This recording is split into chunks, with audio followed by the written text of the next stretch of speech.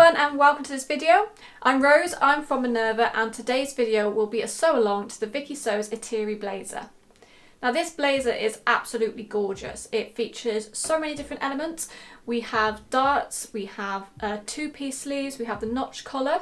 So I'll run through a few of the basic elements for this blazer and also the materials we will be using. This pattern comes in sizes UK 6 to 24 and it is an advanced pattern.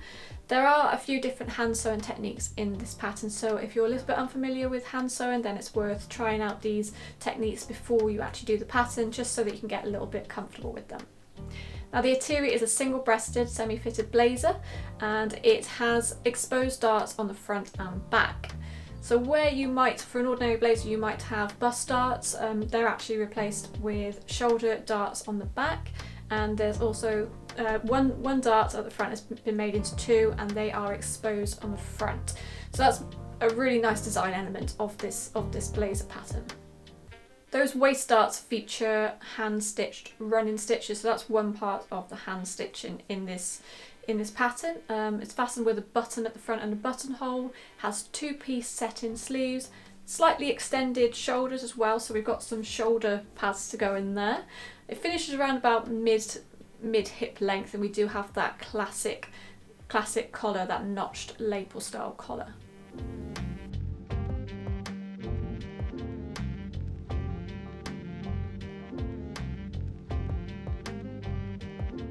For the fabrics, you obviously want your main fabric, and this needs to be a medium weight to heavy weight fabric, something with a bit of strength to it. So I have a Gabardino here, which is a really nice, strong, sturdy fabric.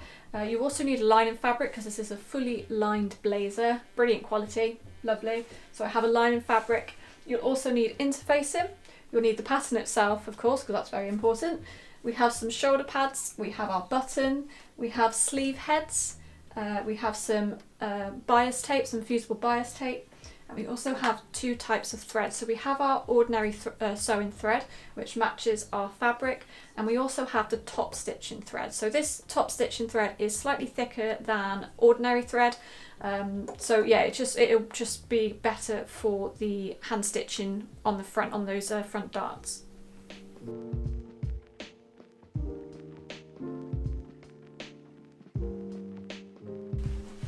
The main fabric we have for the pattern is the Gabardino polycotton twill fabric, and it's made from 80% polyester and 20% cotton.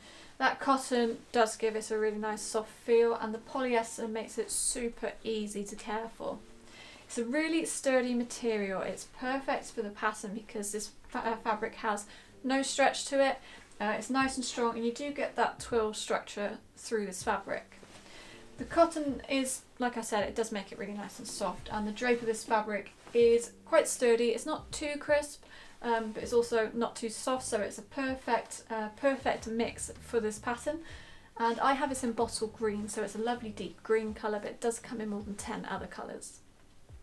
It is a fully lined blazer, so of course you will need a lining fabric, and this is the premium anti-static lining fabric. So I have it in black, so I've actually chosen a contrasting fabric to the green main fabric, but it does come in more than 45 other colours, so nice range of colours of this fabric, and it's made from 100% polyester. It's a non-stretch material and it is lightweight, so it's not going to add too much weight to the garment, to the finished garment, and it's not going to interfere with the way that the garment hangs. So I think that's important when you're using a medium weight to heavy weight material for items such as blazers and dresses, is that you choose a lightweight lining to go with it so that it doesn't add too much bulk to the finished garment. This is a sturdy material, so it's definitely going to hold the seams really nicely, but it's not going to add any weight or any bulk, much weight or bulk to the finished garment. It's smooth to the touch and it does have a nice little luster to it, and you can see there that the drapes are quite soft, but it is strong enough to hold up those folds.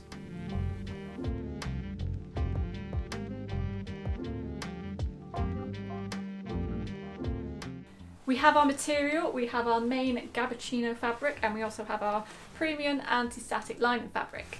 So I'm going to go take this now. I'm going to give it a good wash because you need to wash your fabric before you do any cutting out. So we go get it ready and then we can start with this pattern. All pieces apart from the sleeves need to be interfaced, so I'm actually going to cut out the interfacing first for all those pieces. Those pieces are the front, back, side back, upper collar, under collar, collar stand, front facing and back neck facing. We'll also need to interface just parts of those sleeves. Once that's done, we need to mark on all of those notches and all of those darts. So there's quite a few different darts on the front for the different sizes, so just pay attention to whichever size you are doing.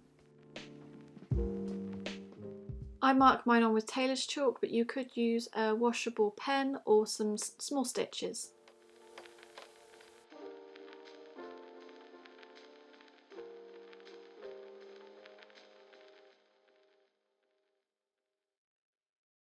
These will be put onto both of the pattern pieces for both sides, and I'll also draw these onto the fabric once we've cut the fabric out as well.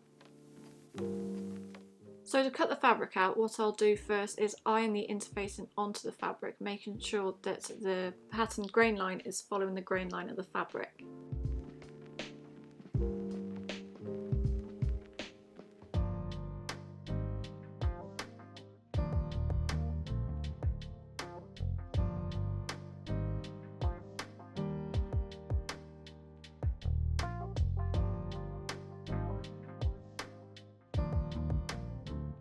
Once that's all done, we can start cutting out the pieces, and the interfacing actually gives it a really nice sharp line to cut by.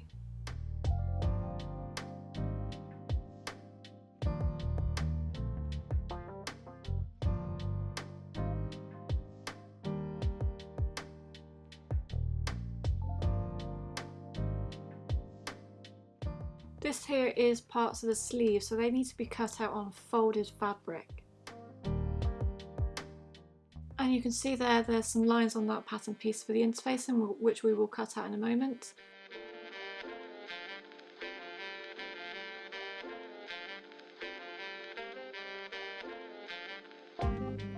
This is the collar now, so we're cutting out the collar sections. For pattern piece 7, the undercollar, pay attention to the grain line direction that you need to put these pattern pieces onto the fabric.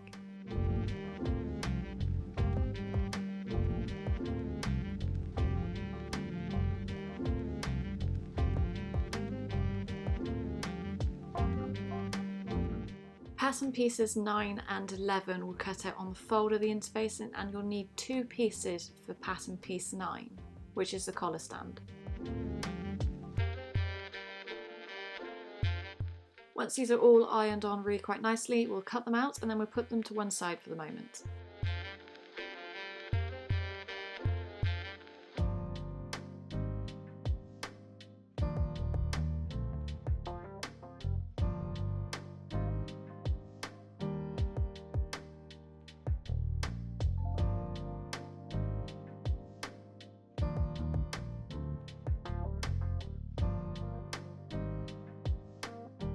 Here we have the pieces for the sleeve, so we've got piece 3 and 4.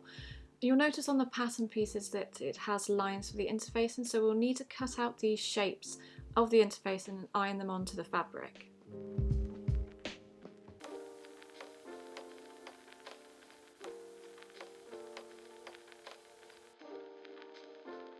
For pattern piece 4, the base of pattern piece 4, this is quite nice and simple because you have a nice straight line there that you can line up the interfacing with. But for the other parts of these patterns, you might need to trace around them because they do have curves on them.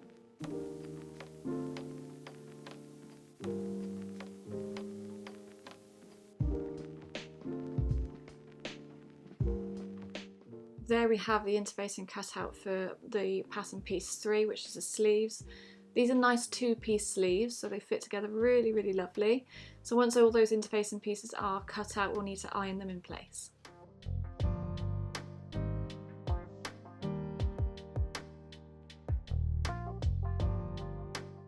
Once the interfacing is all ironed on, we now need to bring back in the paper pattern and mark on all of the notches. This is a fusible bias tape, and it's a handy thing to have to reinforce seams.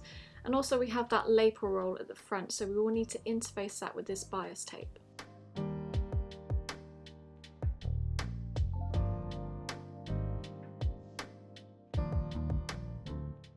irons on really nicely, so you just need to low to medium heat iron for this.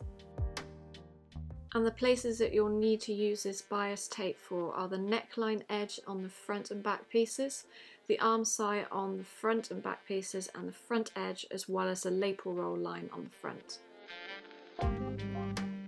Now that the interfacing is all done, we can now start to sew. So we'll pin these shoulder darts in on the back pieces first, and you can see my line there. That's going to be my sewing line that I've just marked on with some tailor's chalk.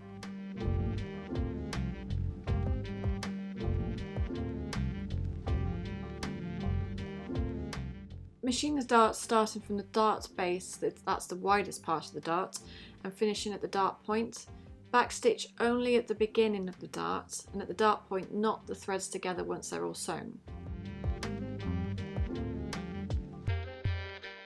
We need to mark on the waist darts on the right side of the fabric, so bring in your paper pattern piece again and just transfer all those dart points onto the front, on the right side of the fabric. I'm using my ruler here just to make sure that all those darts are nice and straight. I've also marked on the centre of the darts there, and that would be the point that I would turn on the machine to sew down the rest of the dart. Once that's all marked on, we now need to pin those darts into place.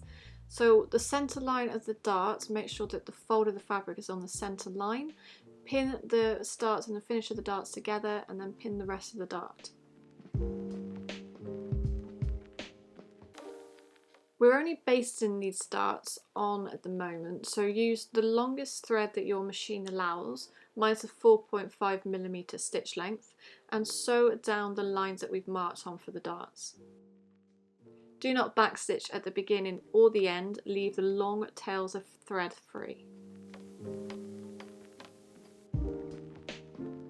Once they're all sewn, press the darts towards the centre of the jacket, tie those threads off, and pass the loose threads of the dart back through the dart itself.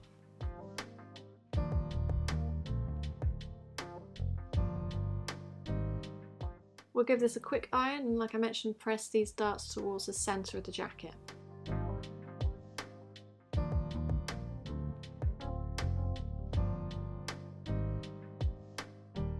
Once that's all done, we now need to sew the back seam. So join the back pieces at the centre seam, right sides together, match up those notches, baste the pieces or pin the pieces in place, and then stitch them on the machine with a 1cm seam allowance.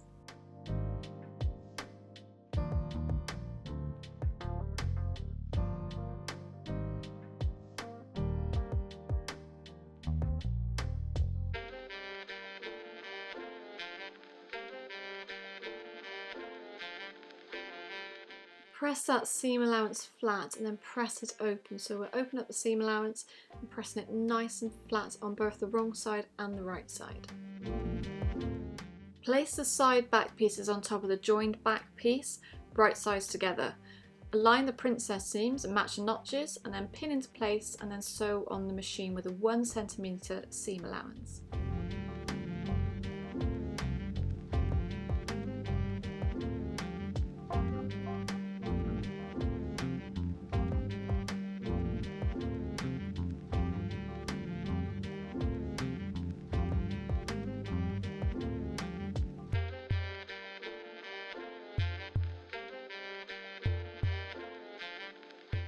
Like we did with the back darts, we can do the front darts now. So working on the wrong side of the front pieces, pin those darts into place, and you can see my tailor's chalk line there. That's going to be my sewing line for the darts. We'll do exactly like we did with the back darts, back shoulder darts. Back stitch at the beginning of the dart, the widest point, and then, but don't back stitch at the end, just let the fabric run off through the machine.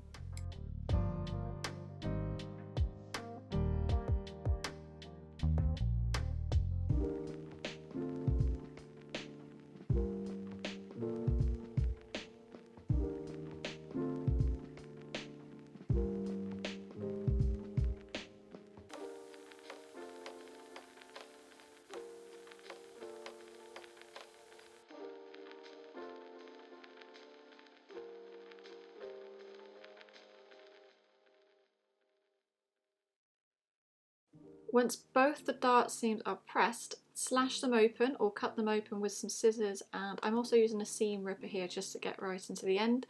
And you want to finish that about 1 centimetre away from the dart point, so don't go all the way to the end of the dart. Once that's finished, we can then press it open with the iron.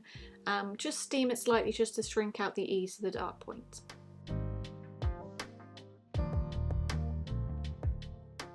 That is looking nice and flat, so we'll turn it back over and we'll trim down the edges of the dart to about 5 millimeters.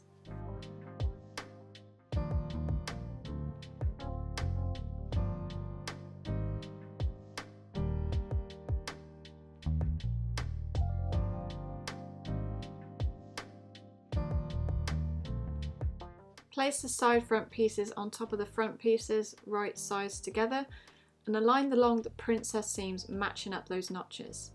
And then what we need to do is pin that in place, and then of course we'll sew it in place.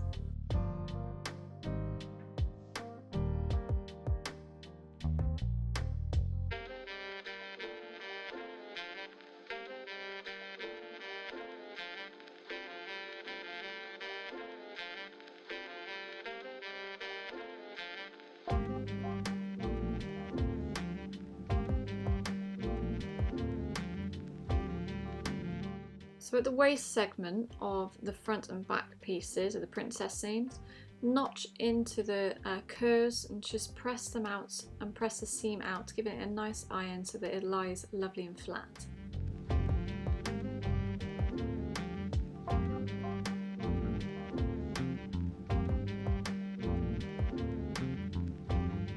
Join the front and front facing pieces right sides together. Align along the front edge and match up those notches. Pin them into place, and then we need to sew this on the machine and begin stitching at the lapel corner and break the stitching at 1 centimetre from the edge, where the lining will be attached later on. Back stitch at the beginning and the end.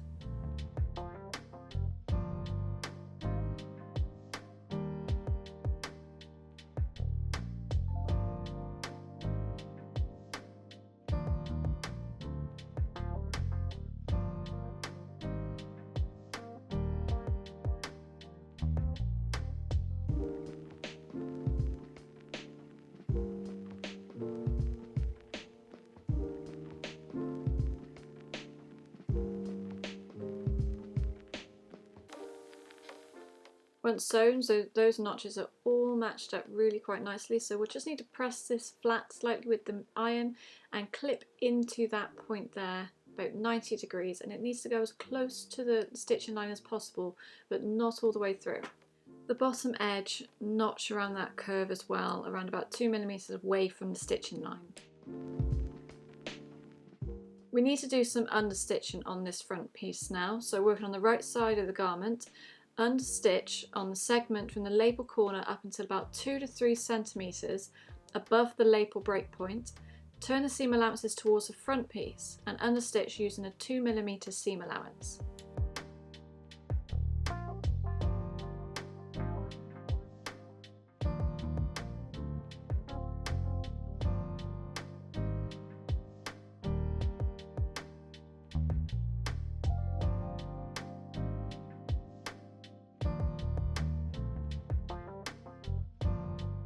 Once you get to that lapel break point, turn the seam allowances towards the front facing piece and understitch exactly the same, about 2 millimeters, backstitch at the beginning and the end of the stitching.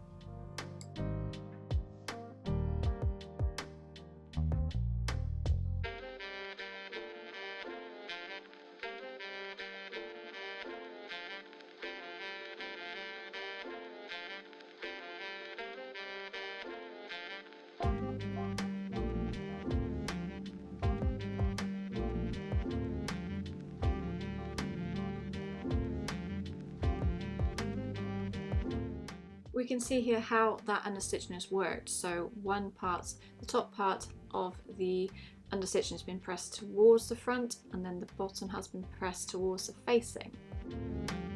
Taking our iron, we can press out that curve and that understitching and make sure it lies nice and flat.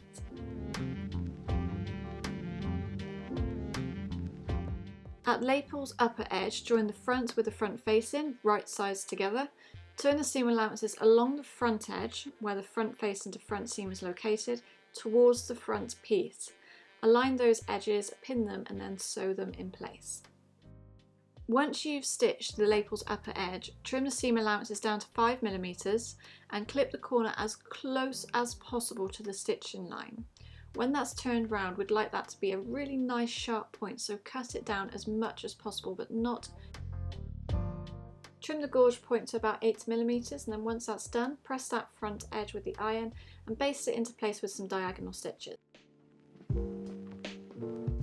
Join the front and back pieces at the shoulder edges, right sides together, pin them into place, and then just stitch along those shoulder edges.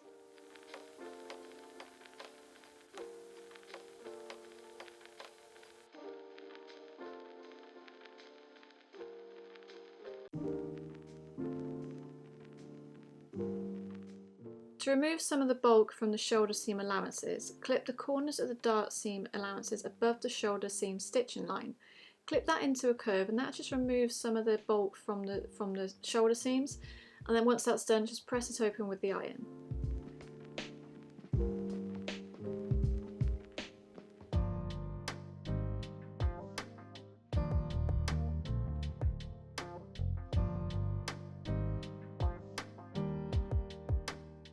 We can do the side seams now, so right sides together at the blazer, pin along the side seams, matching up those notches, and then sew on the machine with a 1cm seam allowance.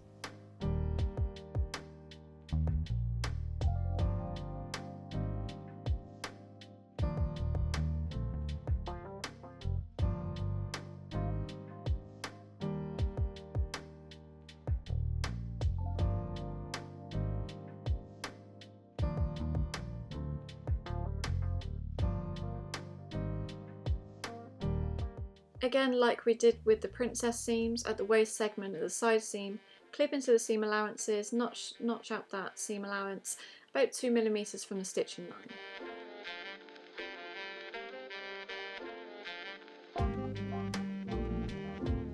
We need to press out all those seams now, so the princess seams and the side seams, give them a really nice press with the iron.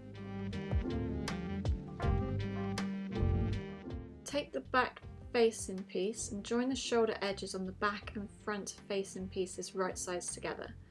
Pin this into place and then sew this into place and press open those seams.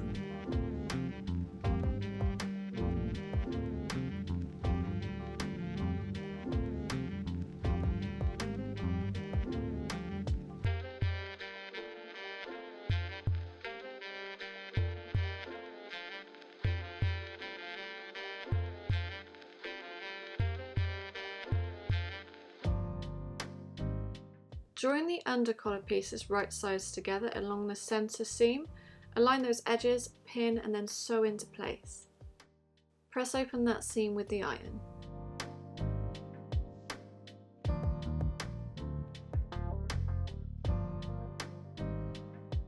Take the upper collar and one of the collar stands and align the upper edge of the collar stand with the bottom edge of the upper collar, matching at the centre. So I've just popped a pin in here just so I know where the centre is. Pin this into place and baste if you prefer, and then repeat the steps to join the other collar stand to the under collar. It can be a bit fiddly and it's worth just taking some time making sure that it's all nice and evenly distributed.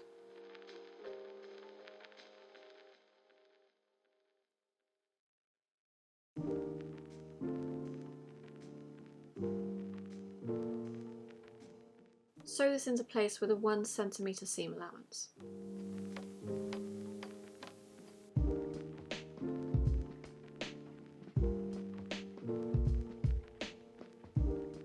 There's a collar stand living up to its name, it's standing up nice and strongly. So trim the seam allowances down to about 5mm and clip into that curve.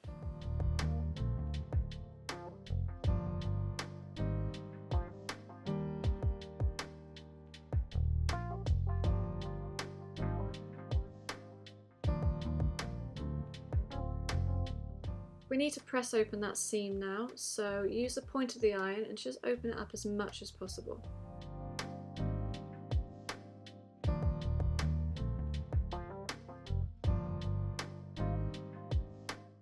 Join the right side of the upper collar with the right side of the under collar. Pin at the centre of the outer edge and then at the ends.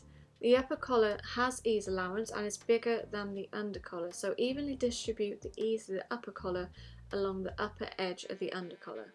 Pin into place and then we will go and sew this on the machine.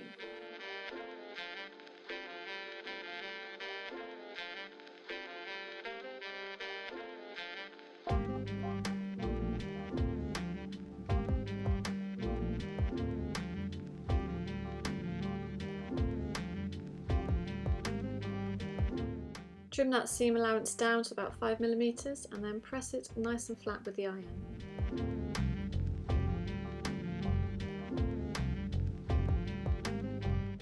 You can trim away some of that bulk again by just clipping into that centre seam, just remove some of that fabric. Press the seam open with the iron because what we will need to do is we will need to understitch along the under collar. So press the seam towards the under collar.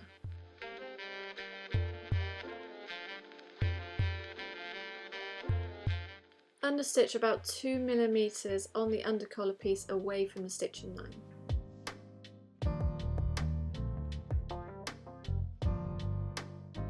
And there we go, that's that understitching done. You can see that nice neat line along the under collar. So fold this over and give it a quick press with the iron.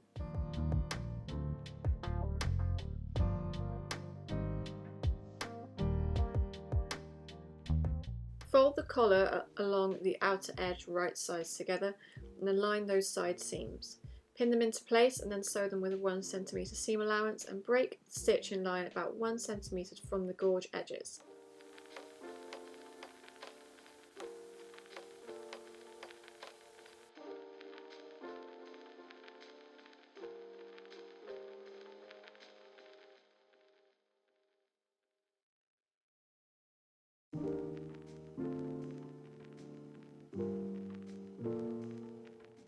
Trim seam allowances down to about 5mm and then trim the seam allowance on the under collar as close as possible to the stitching line. Clip that corner as well because we want to turn that into a really nice point.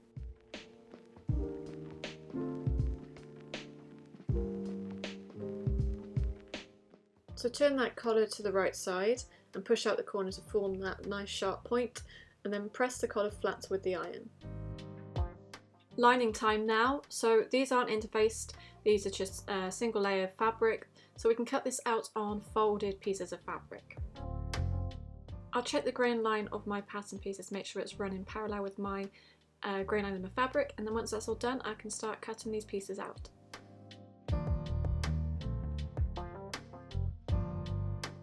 Once they're all cut out, we'll do exactly the same and mark on all of those notches. Front and back pieces have pleats instead of darts, so we just pop them in as well with the tailor's chalk.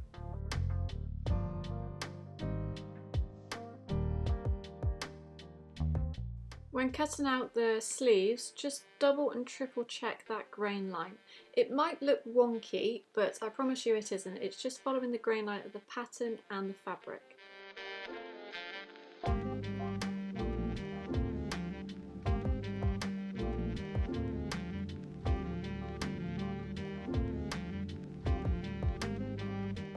Cut out all those pieces and we should have all the lining pieces ready to go.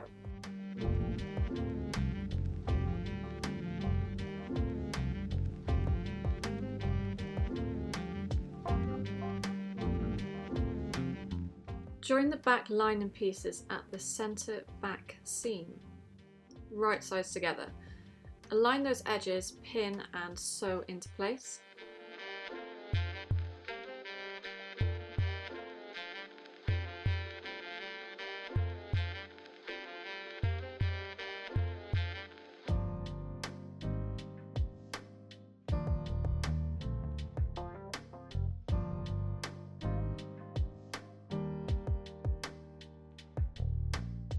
Then using a 5mm or the longest stitch length that your machine allows, machine it along the marking of the pleat at the centre back. Do not backstitch at the beginning or the end, or you could baste this in by hand. We will remove these later on.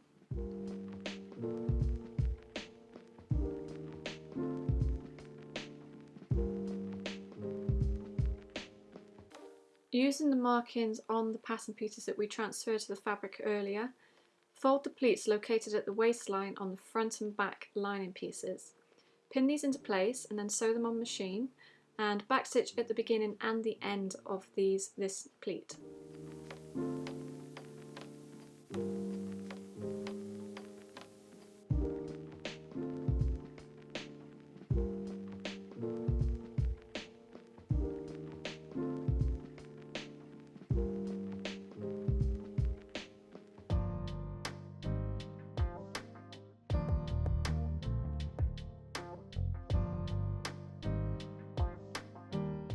Once they're all done, it should look something like this. They're all puckered up because we haven't ironed them out yet.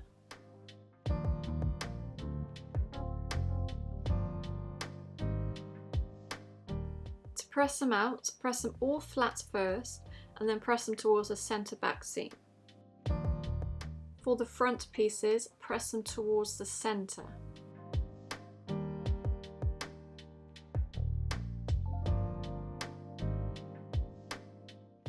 For the centre back seam, press it towards the left, and do the same with the pleat at the top. Press that pleat towards the left.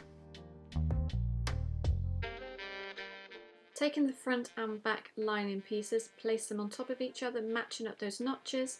So let's put in the front lining pieces on top of the joined back lining pieces. Align the shoulder edge and the side edges, match up those notches, pin them into place, and then we can sew them. Once it's all sewn into place, at the waist segment of the side seam, clip into the seam allowances at 2mm from the stitching line, just to achieve a neater look.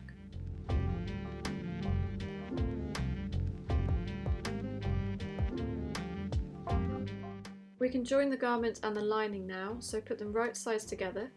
Pin the lining to the garment along the front and back facing pieces. Match the notches and those shoulder seams. And we drew on some markings earlier to form a small tuck, so form that small tuck at the edge of the front lining pieces.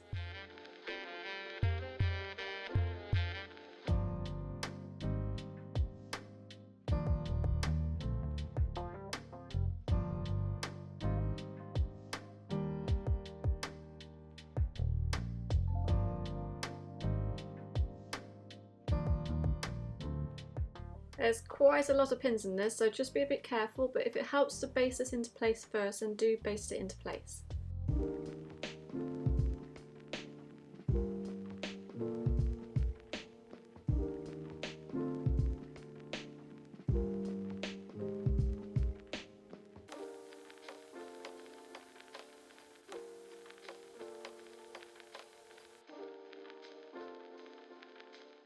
And we can just see there's that small tiny tuck just to add some ease into the lining.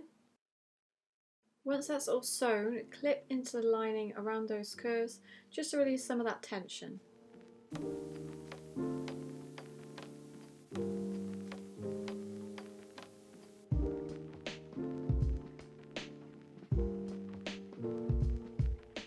Seam allowances go towards the lining, and we can just press this flat and it should look really nice and neat.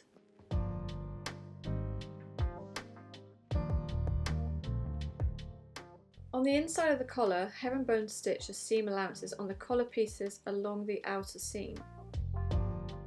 Use a colour thread that matches the outer colour of your fabric, but seeing as we have interfacing on the inside, we should only be able to pick up the interfacing and not the actual fabric from the outside. So those stitches should be invisible on the outside of the collar. They're a way of securing the upper collar to the under collar to prevent it from moving or sagging in the finished garment.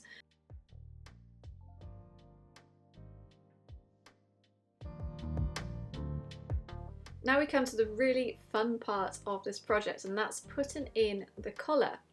So turn the blazer through to the wrong side, place the collar to the neckline and join the right side of the under collar with the right side of the garment, and the right side of the upper collar with the right side of the back facing. So the upper collar goes against the back facing, that's the lining, and then the under collar goes with the right side of the garment. Pin this into place, matching up those notches, and I will do this in two stages. So I will do one side first, and once I've sewn that into place, I'll then do the other side. There's quite a lot of pins involved with this, so definitely be careful. This is my first pin, so what I'll do is I'll actually probably go back and readjust some of these, just make sure that they really do line up with the notches and with the seams.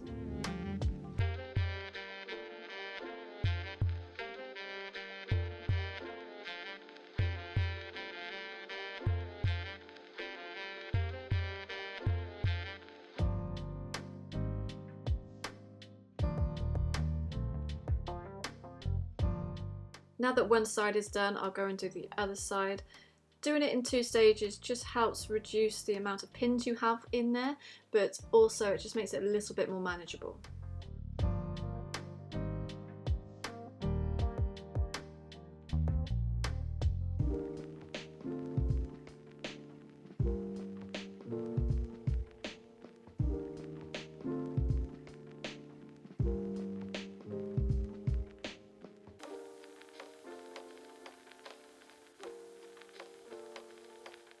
So those seams are sewn, so we can press open all those seams now. Clip into the areas that might feel a little bit taut, just to release some of the tension. And it does look a little bit of a mess on the inside, but there's no need to worry because it looks wonderful from the outside and no one's going to see the inside of your jacket anyway.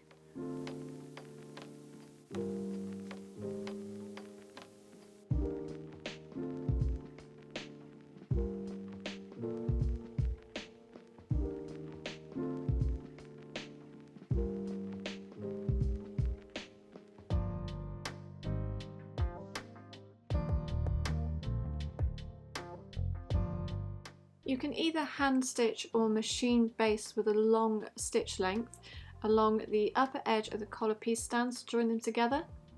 And this needs to be done to join those 2 pieces together to stop it from moving and sagging once the garment is finished.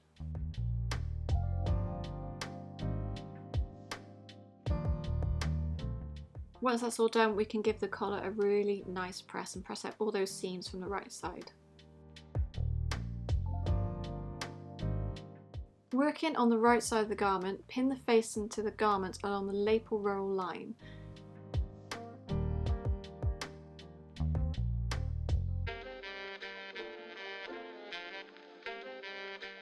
Turn the garment through and then working on the wrong side of the garment, herringbone stitch the front facing to the front piece along that lapel roll.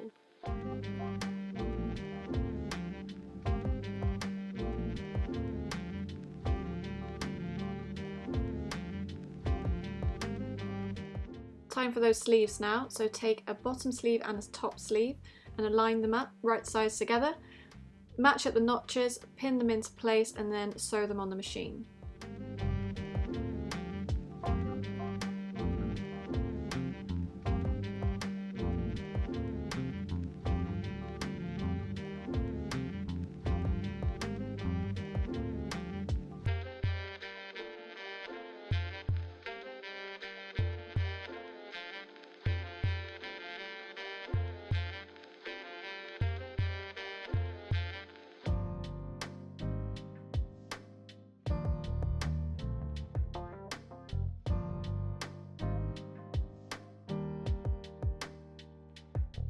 Once this has been done with the main fabric pieces, do exactly the same with the lining pieces. Leave a 15 to 20 centimeter opening in the elbow seam of the left sleeve lining piece. We'll use this to turn the garment through at the end.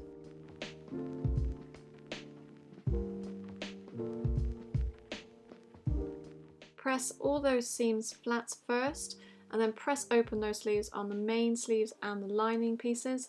Use a sleeve board if you do have one. Using machine basting in between the notches on the sleeve cap, work 2 rows of 4 to 5 millimeters long stitches, or the longest stitch length that your machine allows. One row should be around about 1.4 centimeters from the edge and the second about 0.9 centimeters. Do not backstitch at the beginning or the end and leave long threads. Pull on the threads to create gathering along the cap of the sleeve and press this into place. Try and press at the ease of the gathering so it lays nice and flat and there's no puckering or no gathers. It's a little fiddly, so using something like a pressing board for the sleeve head or a rolled up towel or a piece of fabric to create a curve really does help. Using the marking on the pattern pieces as a guide, mark where the sleeve hem will be and turn the hem allowance under and press that nice and flat. To join together the main sleeve and the lining sleeve, make sure that the main part of the sleeve is the right side round and then the sleeve lining is the wrong side round. Insert the sleeves into the lining, align at the hem and at the seams. Pin this into place.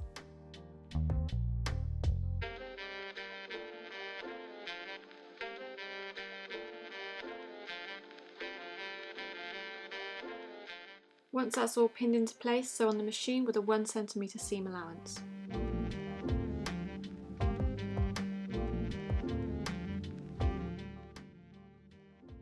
Turn up the seam, and you can just about see my marked line there with the tailor's chalk, and press the seam allowance towards the main fabric, so you're pressing it down into the hem. At 1 cm above the stitching line, hand baste the lining to the sleeve to form an ease pleat at the bottom of the sleeve. Using the whip stitch technique, permanently secure the hem of the lining to one of the sleeves. Do not pull too tight on these stitches, they need to be nice and relaxed.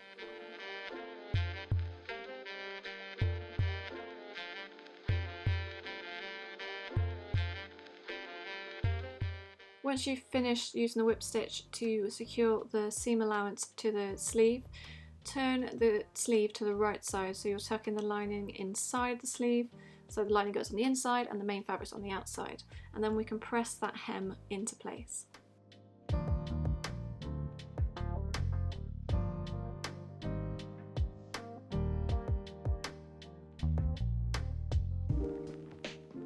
Mark 10 to 15 centimeters down from the hem of the sleeve. Pop a pin in here, because what we need to do is create some thread chains. So do this for both of the seams.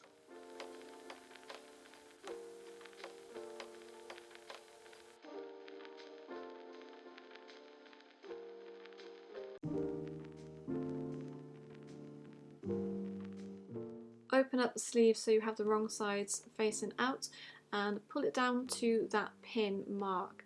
So to create some thread chains, first attach some thread to the seam allowance, then create a loop with the thread. Holding onto that loop, grab the thread that's attached to the needle, pull it through that loop, creating another loop. Do this about 10 times and that should give a thread chain long enough to attach the lining to the sleeve. Secure this by sewing it to the seam allowance of the lining. Okay, so time now to put in those sleeves. So insert the sleeve into the arm side of the garment, right sides together, pin and match those notches.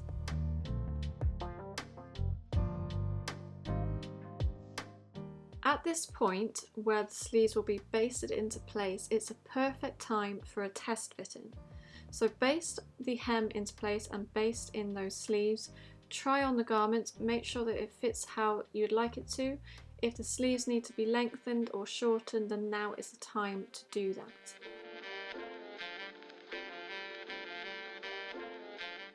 These sleeves are now all basted into place, so we can take it over to the machine and sew it with a 1 cm seam allowance.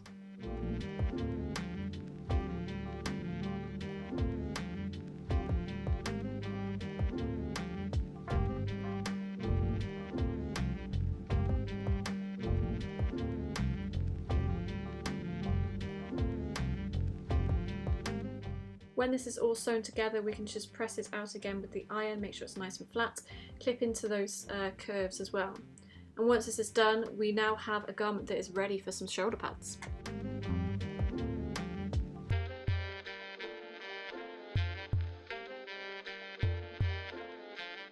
These are Prim medium shoulder pads and nice and thick, going to give a really good shape to this jacket.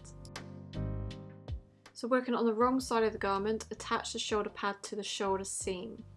Match the centre of the shoulder pad with the shoulder seam, so I've just marked it on with some tailor's chalk, and line the edges along the arm side. Working from the centre of the shoulder pad to either side, secure the shoulder pad to the seam allowance of the garment's arm side using basic stitches. Hand stitch as close as possible to the sleeve to garment stitching line and do not pull too tight on these stitches. And repeat these for the other side of the shoulder pad and of course the other side of the garment. Finish off by creating a thread chain and attaching the loose end of the shoulder pad to the seam allowance of the shoulder. With that shoulder pad stitched in, we can really start to see the shape of these shoulders taking place. We can put in a sleeve head now, so take a length of that sleeve head, and I've also curved off the corners of mine just to make sure that there's no sort of corners on them. So attach the sleeve head to the wrong side of the sleeve cap, starting from the centre of the sleeve. Pin the sleeve head together with the seam allowances of sleeve to garment seam to secure the sleeve head in place. Stitch as close as possible to the sleeve to garment stitching line as you can.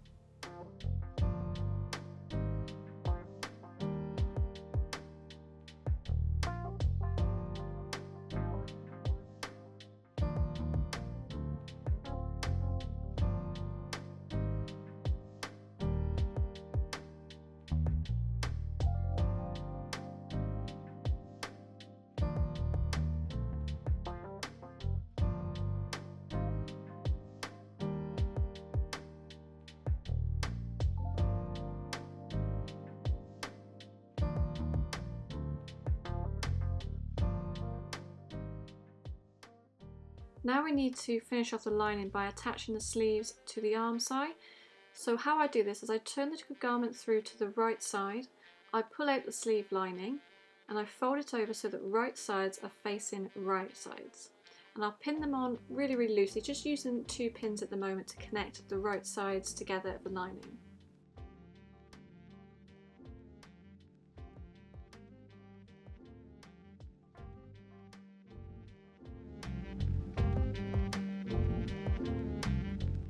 I'll pull this through to the wrong side and pull out the sleeve lining.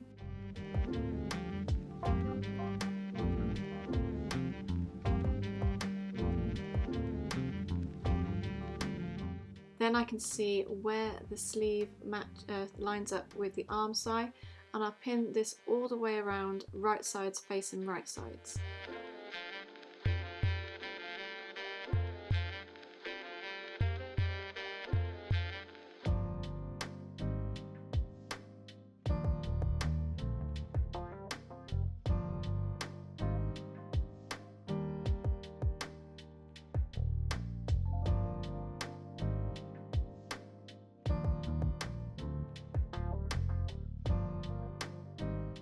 To distribute the ease of the sleeve lining along the cap, machine gather the stitches or gather them by hand.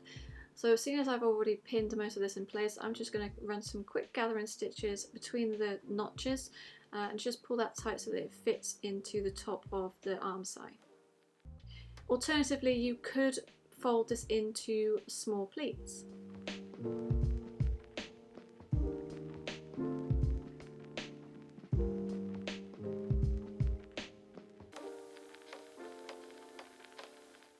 Once this is all pinned into place, we can then go and sew it really carefully on the machine.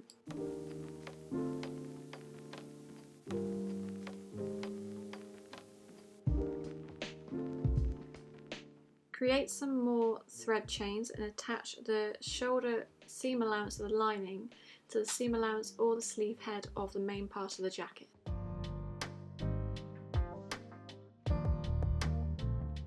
Join the garment hem with the one on the lining right sides together. Align it along the edges and match those side seams. Machine the hems together, starting and ending the stitching at an angle to the front facing. So where we finish that stitching on the front facing, draw an angle with your tailor's chalk and then sew along that angle all the way along the base of the hem.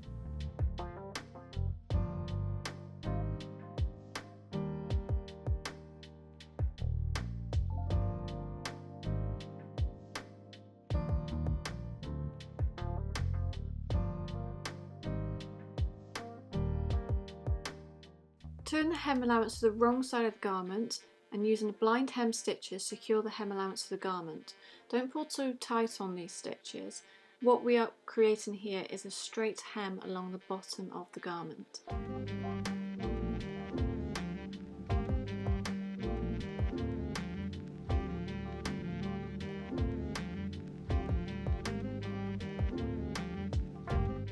Once that's all done, we can turn the garment through, and I've partially turned mine already through because honestly it took about 10 minutes if not more to turn the whole garment through the one opening in the sleeve. But once that's all done, we can pull out the facing, we can pull out those curves, and we can give it a really nice iron.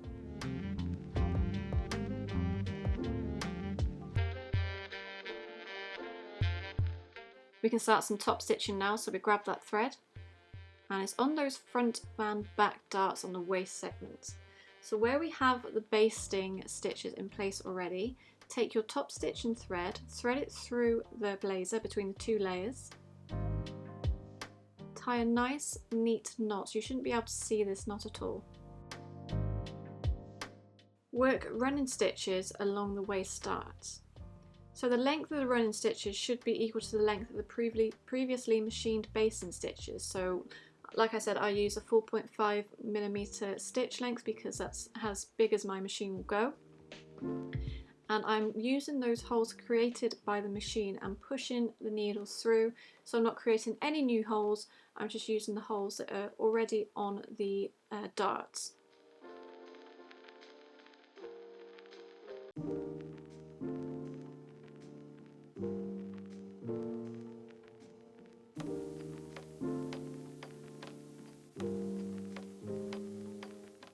It's a lovely, gentle, relaxing piece of sewing to do, so just take your time and really enjoy the process of hand stitching these darts.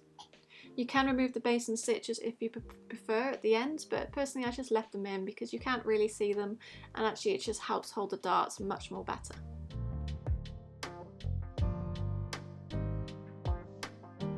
To finish the garment off, go back to the sleeve opening, and this is working from the right side of the lining. Fold the seam allowances under and pin them into place, and then sew them on the machine around about 2mm in from the edge.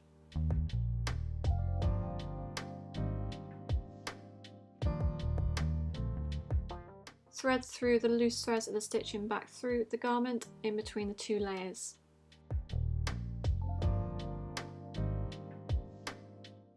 Lastly, it's the buttonhole and the button, so just pop the markings of the buttonhole back onto the fabric.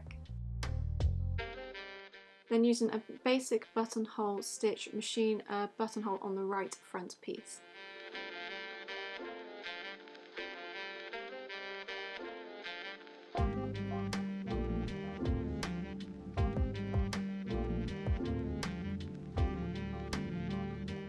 Cut through the buttonhole with your seam ripper, just put in 2 pins there just to stop the seam ripper from going through too far.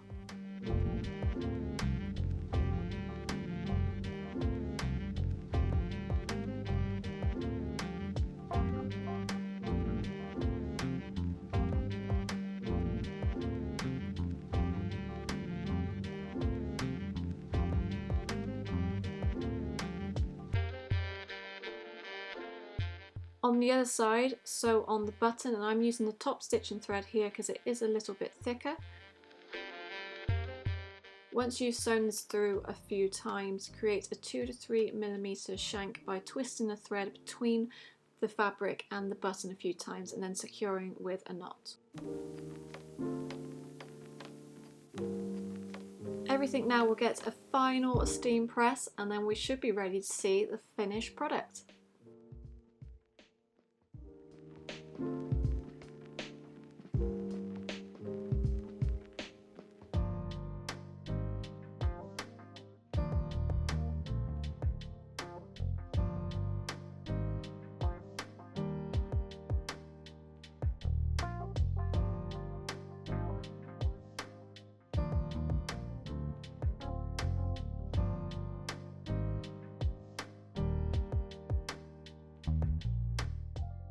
That's the Eteri Blazer finished, and it's been a really interesting make. My favourite part definitely has to be those exposed darts on the front with that top stitching element, and of course that classic notched collar. It's a really classically designed blazer but with a little bit of an edge to it. So the pattern and the fabrics you can find in the description box, and if you have any comments or any questions, or if you're struggling, do put a comment in the comment section and we'll do our best to get back to you. If you've made this blazer or you've used these fabrics, post about it on the community and you can join with a free account today. And tag me in your make because I would love to see what you've made. So thank you very much for watching, and I hope to see you next time.